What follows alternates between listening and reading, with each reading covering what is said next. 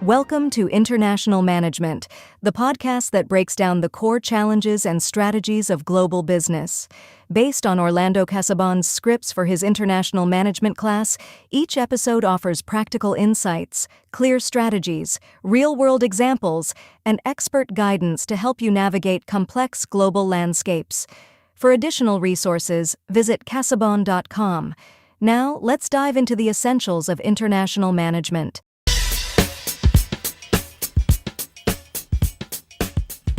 Welcome back, Deep Divers. Today we're diving into the sometimes murky, sometimes exhilarating waters of international business expansion. Yes. It's a topic full of potential pitfalls and incredible opportunities. Precisely.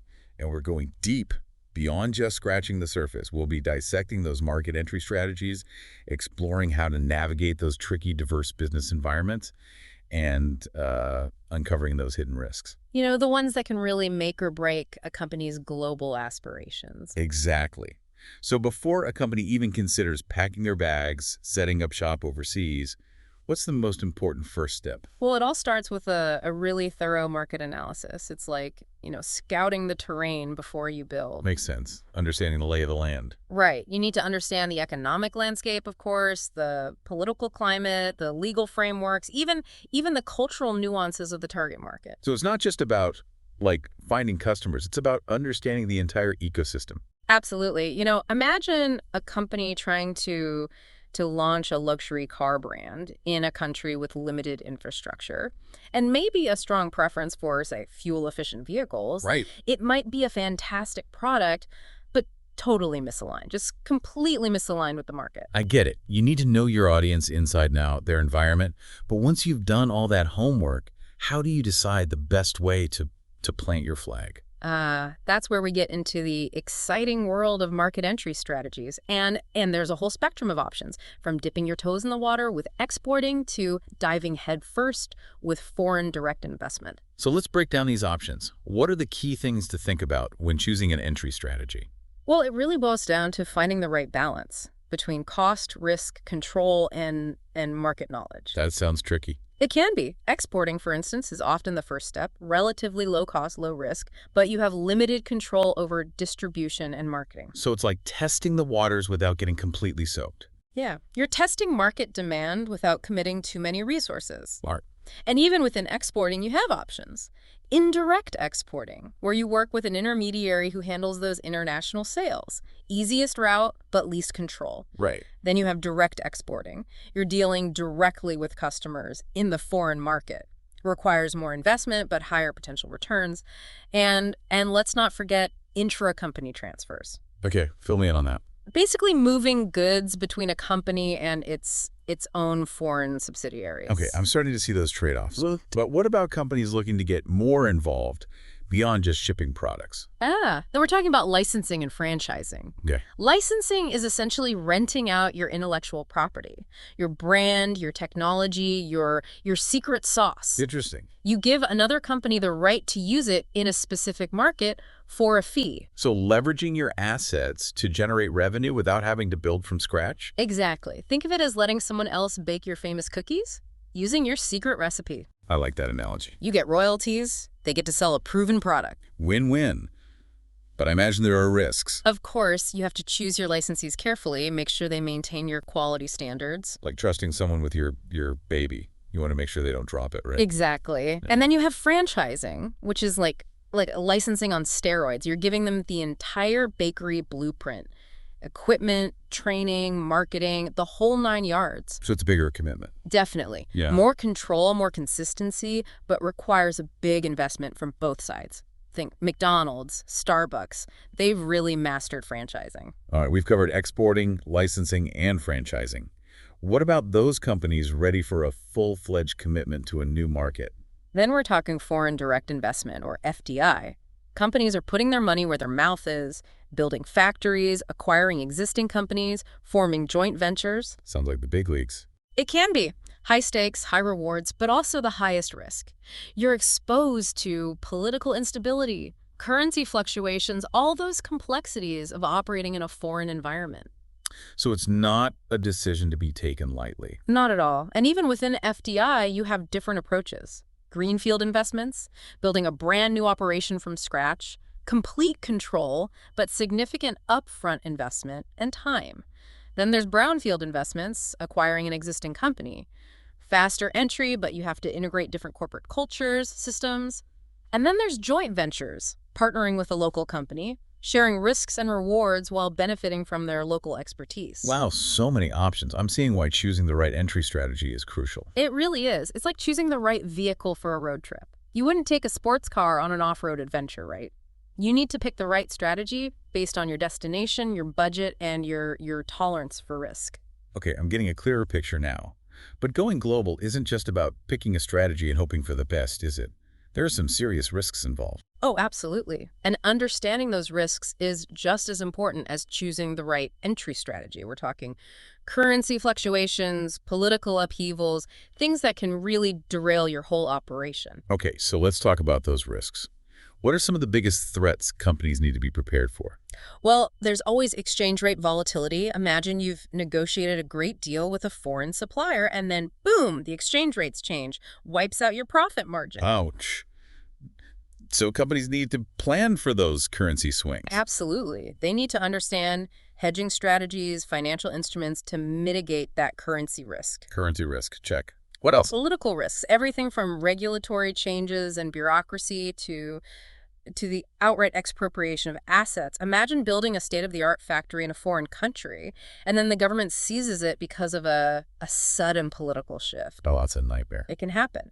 So political risk assessment is a crucial part of due diligence. Companies need to research the political landscape, understand the legal frameworks, assess the stability of the government. And even then, they need to have a plan B. Right, absolutely. Contingency plans for those worst-case scenarios. Okay, so we've got economic risks, political risks, sounds like a minefield out there. But hey, high risk, high reward, right? Aha! That's the entrepreneurial spirit. But seriously, understanding and mitigating those risks is crucial for any company venturing abroad. And don't forget about operational complexities. Operational complexities, what does that mean? It's the day-to-day challenges of operating in a foreign environment. We're talking cultural differences, language barriers, unfamiliar legal systems, logistical nightmares managing across time zones. So it's not just about setting up shop and expecting smooth sailing. Right, you have to be prepared for the cultural nuances, the logistical hurdles. Got it. So we've talked about market analysis, entry strategies, and those daunting risks. It's clear that going global is, well, complex. But how do companies ensure everyone's on the same page, literally, when it comes to international trade? That's where Incoterms come in. International commercial terms. They're like a universal language for international trade, clarifying responsibilities between buyers and sellers, who handles shipping, insurance, customs clearance, all those crucial aspects of getting goods from point A to point B. So Incoterms are like the rule book. Exactly. Minimizing confusion, ensuring both parties are clear on their obligations. For instance, you have EXW, Ex-Works, where the buyer is responsible for everything from the seller's doorstep, like saying, here's the product, you handle the rest. So very hands-off for the seller. Right. Then there's FCA, Free Carrier, where the seller is responsible for delivering the goods to a specific point, often a transportation hub, and then it's the buyer's responsibility. Okay, so it's shared with a clear handoff. What about if the seller wants more responsibility? Then you have DDP, delivered duty paid. The seller handles everything, including import duties and delivery to the buyer's final destination. Wow, that's a lot. I can see why Incoterms are so important, setting those clear expectations, avoiding potential conflicts. Absolutely crucial. They're essential for smooth transactions, minimizing misunderstandings. Okay, we've covered a lot of ground here. Market analysis, entry strategies, risks, and the role of Incoterms. It's clear that international expansion is, well, a complex, multifaceted undertaking. But to bring these concepts to life, I think it would be helpful to delve into some real-world examples. I agree. Let's explore some companies that have navigated the global landscape successfully, and maybe a few who've stumbled along the way, highlighting those key lessons learned. All right, so let's get into some real-world examples, some companies that have really made their mark on the global stage, and maybe a few cautionary tales, too. Yeah, give us some inspiration and some lessons learned. Okay, how about a success story first? Netflix. Oh, Netflix. They've really transformed from mailing DVDs to to dominating living rooms worldwide. It's quite remarkable, isn't it? And their global expansion is a masterclass in adaptability and strategy. So how'd they pull it off? Well, they started by really understanding their target markets, doing their research, figuring out local content preferences, navigating those complex licensing agreements. So they didn't just assume everyone wanted Hollywood blockbusters? No, not at all. They recognized that local content was key, and they invested heavily in producing and acquiring shows and movies that resonated with specific audiences. Like what kind of examples are we talking about? Well, think Squid Game from Korea, Money Heist from Spain, massive global hits, and they started as local productions. I see. So it's like they cracked the code for global content localization. Yeah, I think that's a good way to put it. But it's not just about the content itself. They also leverage technology really effectively. Personalized viewing experience, offering subtitles, dubbing in multiple languages, creating a user interface that adapts to local preferences. So it's about creating a user experience that feels native to each market. Exactly. They've managed to create a global platform that feels local, it's really impressive. Okay, so that's an inspiring example of getting it right. But not every company has such a smooth journey, right? What about a company that faced some significant challenges when going global? Yeah, well, there's the cautionary tale of Tesco, the British supermarket giant, Yeah. and their venture into the United States. Oh, I remember hearing about that. What happened there? Well, they made a pretty classic mistake, underestimating cultural differences in the competitive landscape. They launched a chain of smaller convenience stores called Fresh and Easy, focusing on fresh produce and prepared meals. What was wrong with that? Well, they assumed American consumers would embrace that British approach to grocery shopping. Ah, so they tried to export their model without really understanding the American market. Yeah, exactly. And they failed to recognize that Americans had different shopping habits, preferred larger supermarkets, wider selections. They weren't really accustomed to that fresh and easy concept. And they also faced fierce competition. Walmart, Trader Joe's, these established players who already had a deep understanding of American shoppers. So it was a combination of cultural miscalculations and underestimating the competition. Right. A recipe for a costly retreat from the U.S. market. A good reminder that even the giants can stumble when they fail to adapt. Absolutely. It underscores the importance of thorough market research, cultural sensitivity, and a deep understanding of the competitive forces at play. Okay, so we've seen the highs and lows, the success stories, and the cautionary tales. What are some key takeaways we can draw from these examples? Well, I think it's clear that international expansion is not a one-size-fits-all endeavor. It requires a strategic mindset, a willingness to adapt, and a commitment to learning from both successes and those failures. Sounds like finding the right balance between maintaining your core brand identity and adapting to local preferences is key.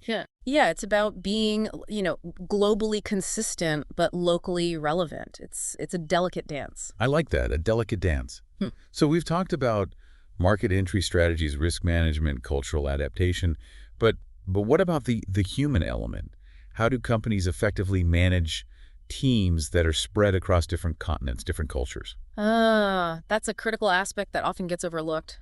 And managing those cross-cultural teams requires a whole different set of skills. Like what? What are the biggest hurdles? Well, you've got communication barriers, of course, different languages, different accents, different communication styles. All of those can lead to misunderstandings. It's like trying to conduct an orchestra where everyone's reading from a different score. Yeah, that's a great analogy. And then there are the cultural differences, work ethics, decision-making processes, even the concept of time. So how can companies bridge those gaps, create a cohesive global team?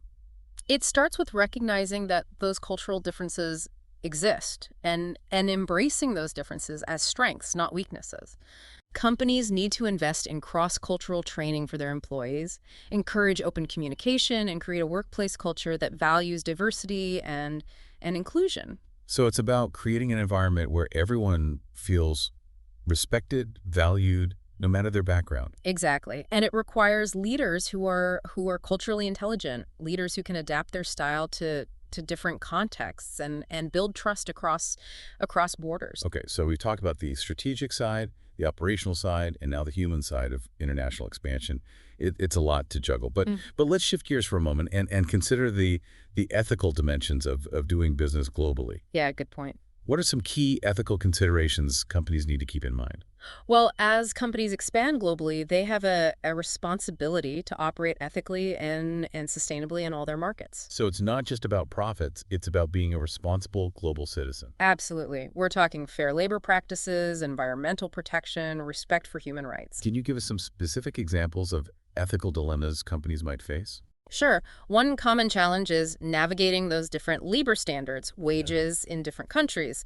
Companies need to make sure they're not exploiting workers in developing countries or engaging in practices that would be, unethical in their home market. So upholding ethical standards consistently, no matter where they're operating. Right. And it also means being transparent about their supply chains, making sure their products are sourced ethically and sustainably. It sounds like ethical considerations are becoming more and more important as companies become more globalized. Definitely. Consumers are more aware. They're demanding that companies operate responsibly. It's not just a nice to have anymore. It's a business imperative. Okay, we've covered a lot of ground in this deep dive. Market entry strategies, risk management, cultural adaptation, team dynamics, ethical considerations. We've barely scratched the surface. I know, right? It's a huge topic. But before we wrap up, I want to ask you a big picture question. What do you think the future holds for international business? What trends are shaping the global landscape? That's a great question. I think we're seeing several factors converging that are really reshaping how companies do business globally. Okay, give us a glimpse into that future. Well, first and foremost, technology. E-commerce is breaking down geographical barriers, making it much easier for companies to reach customers worldwide. So the world is becoming a virtual marketplace. In many ways, yes. And social media is connecting people across borders, creating new opportunities for marketing and brand building. So companies need to be really tech savvy to succeed in this new landscape. Absolutely. And then there's the rise of emerging markets. They're becoming major players in the global economy. So companies need to be prepared to compete in markets that were once considered, well, peripheral. Exactly. And they need to understand the unique characteristics of those markets and adjust their strategies accordingly. It sounds like the future of international business is all about adaptability, agility, and a really deep understanding of that interconnected global landscape. Well put. It's a dynamic and challenging field, but also full of opportunities for those who are willing to embrace those complexities and navigate the ever-changing currents of global commerce. All right, we've reached the end of our deep dive into international business expansion. But before we surface, I want to leave our listeners with a final thought-provoking question. I'm all ears. As technology continues to blur those boundaries, connect people worldwide, what do you think will be the defining characteristic of successful global companies in the future? That's a great question to ponder. I believe the most successful global companies will be the ones that can harness the power of technology to connect with customers on a personal level, build trust across cultures, and create products and services that meet the needs of a diverse and evolving global marketplace. So it sounds like the future of international business will be less about transactions and more about building those meaningful relationships across borders. Yes, precisely. It's about creating a global community where businesses and consumers can connect, collaborate, and thrive together. And on that inspiring note, we'll wrap up this episode of The Deep Dive. Thanks for joining us on this journey into the fascinating world of international business. We've really explored a lot today, haven't we? From market entry strategies to cultural adaptation, those ethical considerations. It's clear that expanding internationally is a journey with a pretty steep learning curve. Yeah, it really is. Kind of like climbing a mountain, breathtaking views at every turn, but also some treacherous paths and those unexpected obstacles. A great analogy. Okay, so before we descend from this metaphorical mountain of knowledge, I want to circle back to something we touched on earlier. Incoterms, they're often seen as this technical jargon, right? But they're so crucial for smoothing out the wrinkles of international trade, wouldn't you say? Absolutely. They really are the unsung heroes of global commerce. Incoterms provide that common language, that clarity for buyers and sellers. It really helps prevent those costly miscommunications. So it's about more than just getting the goods from point A to point B? It is. It's about ensuring that seamless transaction, minimizing those risks for both sides. Right. I see that. Imagine, for instance, a company exporting goods, and they choose the wrong Incoterm. They think they're only responsible for getting the goods to the port.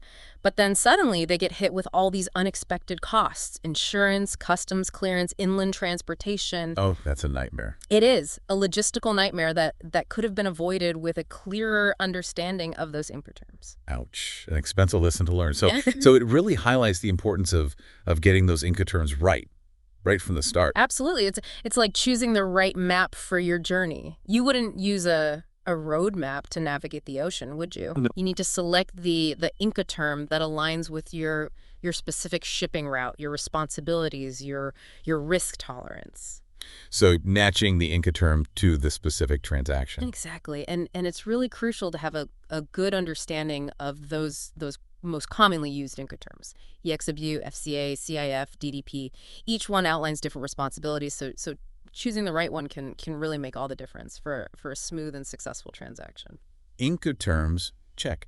Now, another crucial element we talked about is managing those cross-cultural teams. Right. It's one thing to understand a market's culture, but it's a whole other ballgame to lead a team with people from different continents, different backgrounds. It is. It's a leadership challenge that requires, cultural intelligence, empathy, that communication savvy.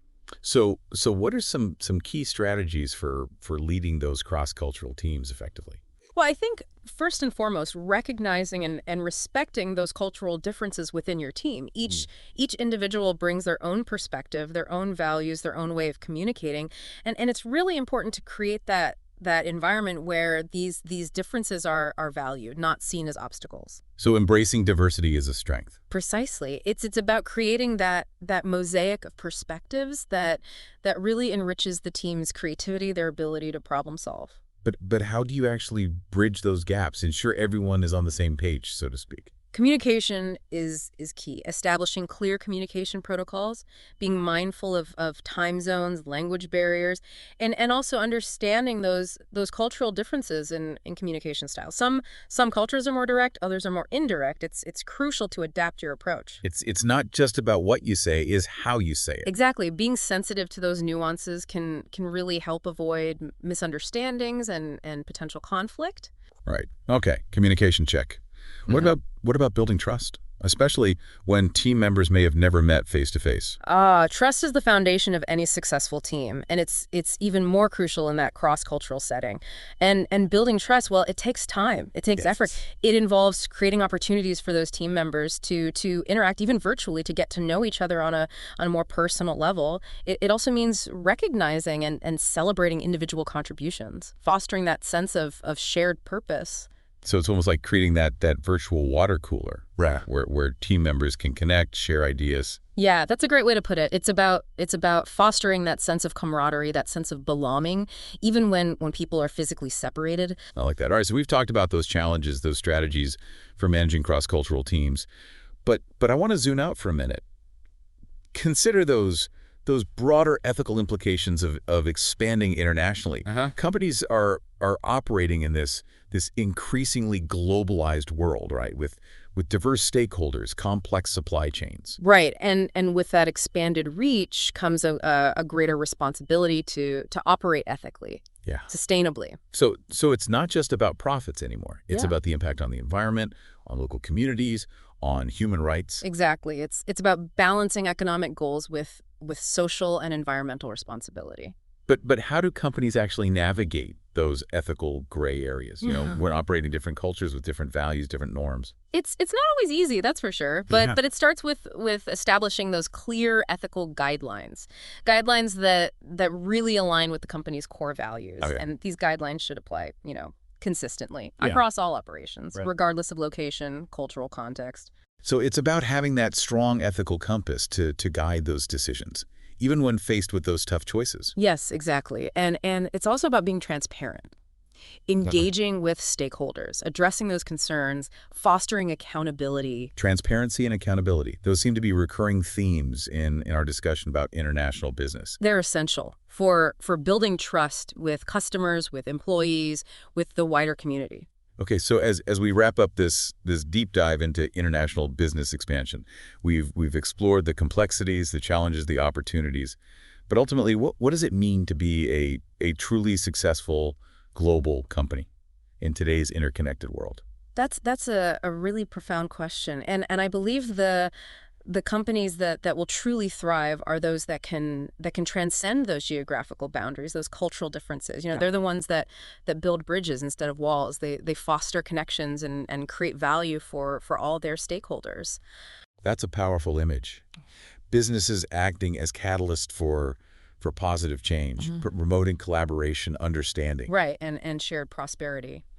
And on that inspiring note, we'll conclude this episode of The Deep Dive. Thank you so much for joining us on this exploration into the world of international business. It's been a fascinating journey. It really has. And we encourage all of you to keep diving deep, to keep exploring.